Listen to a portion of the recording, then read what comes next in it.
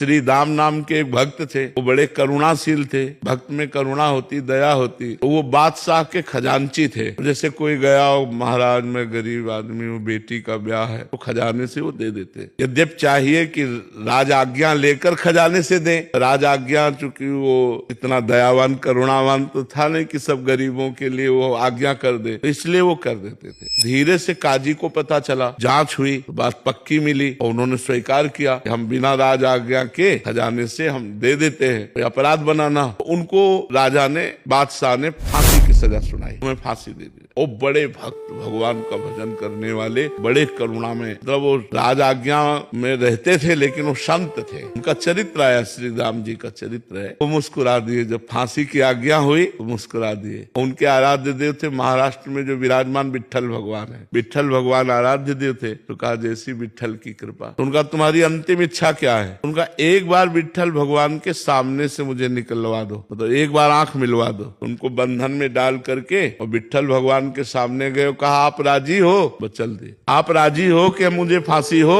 तो हम राजी हैं। जोई जोई प्यारो करे सोई मोहि भाई। यदि प्यारे तुम्हें ऐसा लगता है कि अब मेरा शरीर अंत हो फांसी के द्वारा, कोई बात। इधर भगवान पहुंचे बादशाह के पास, 15-16 वर्ष की अवस्था। भगवान तो कितना भी आग को कितना भी छुपा, छुपते थोड़ी, कमल नयन, मुस्कुरा करके सलाम किया। वो पहली बात तो रूप ही देख करके उसका होश उड़ गया। उन्होंने कहा सुनो, हमारे मालिक को तुमने फांसी की सजा सुनाई है खजाने के कारण, और ऐसे पीताम्बर से छोड़े वो हीरे। बोले हीरे रत्न ऐसे हैं, तेरा खजाना कुछ नहीं है। और देखा कि वो बड़े कीमती, ये ले और तुरंत मेरे आदेश कर मेरे मालिक को छोड़ा जाए। बोले मालिक? बोले श्री राम मेरा मालिक है, मैं उनका नौकर हूँ भगवान।